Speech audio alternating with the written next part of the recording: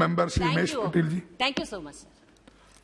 उमेश पटेल के demand for grant पर बोलने की अनुमति दी। अध्यक्ष महोदय, मैं अपने commerce industry minister Piyush Goyal ji, युवा राज्य मंत्री अनुप्रिया पटेल जी और सोम प्रकाश जी का अभिनंदन करता हूं कि इस मंत्रालय के 14,000 करोड़ के बजट पर हम चर्चा कर रहे हैं। अध्यक्ष महोदय, अभी जिस डिपार्टमेंट ऑफ कॉमर्स और इंडस्ट्री की चर्चा हो रही है, सर्वप्रथम 1905 में बनाई गई थी और इस सभी ने इतिहास में पढ़ा है कि भारत सोने की चिड़िया थी और हमारा देश सिल्क, कॉटन, शुगर, स्पाइसेस का एक्सपोर्टर था और स्पाइस रूट विषय में भी हम सब ने पढ़ा है। हमारे गौरवशाली इतिहास में leading business centre of the world और कमर्शियल टाउन जैसे हड़प्पा, मोहनजोदड़ो, हमारे देश जो सोने की चिड़िया थी, आजादी के पहले अंग्रेजों ने लूटा और आजादी के बाद कांग्रेस ने लूटा। ऐसी सिचुएशन ऐसे देश में है। अध्यक्ष महोदय, इस वर्ष के बजट में वित्त मंत्री जी ने इस मंत्रालय के संबंधित कई महत्वपूर्ण घोषणाएं की है। जेम्स एंड ज्वेलरी सेक्टर को प्रोत्साहन देने की हो, मैं एक मांग करूंगा, custom duty on cut and polish diamonds and gemstones would be decreased to 5%। और आज का दिन जो है $400 बिलियन गुड्स एक्सपोर्ट का लक्ष्य प्राप्त किया, मैं अभिनंदन करूंगा। और साथ ही साथ विपक्ष वालों, जिस प्रकार जनता ने 4 राज्यों में जवाब दिया, वैसे ही हमारे देश के किसान और छोटे व्यापारियों को परिश्रम से ये जो हुआ है।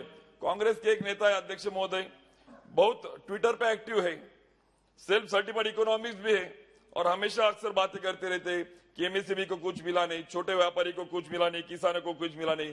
मुझे लगता है $400 बिलियन का एक्सपोर्ट का टारगेट आज अचीव जो हो रहा है, उनके ही दौलत, उनके बदौलत ये हो रहा है। मुझे लगता है कि ये बड़ा उनको एक जवाब उन्होंने उसको दिया है। मैं अध्यक्ष महोदय बातें कुछ दोहराऊंगा नहीं, लेकिन एसीजेड की बात जो मेरे अभी सांसद बहन ने कहा कि एसीजेड के लिए अमेंडमेंट हुआ लास्ट पहले सेशंस में, एक अच्छा महत्वपूर्ण कदम बढ़ाए गए, रेगुलेटर्स जो कंट्रोल किए गए, लेकिन साथ ही साथ एग्रो एक्सपोर्ट जोन होना चाहिए टियर 2, टियर 3 सिटीज में।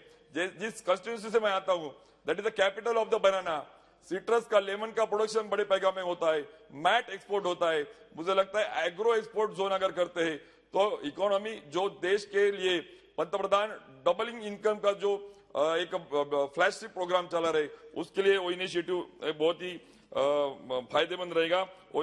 मुझे लगता है मिनिस्टर मैम ने उसके ऊपर सोचना चाहिए।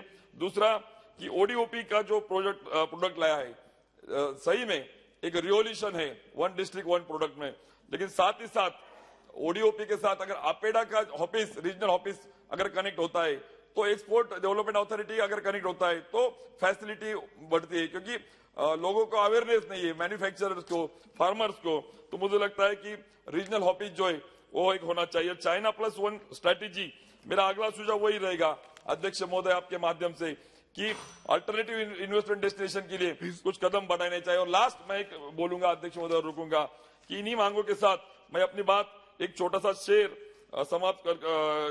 सुना के समाप्त करूंगा। सरकार की दशा और दिशा का विवरण उसमें पता चलेगा कि परिंदों को मंजिल मिलेगी हमेशा, ये फैले हुए उनके पंख बोलते हैं।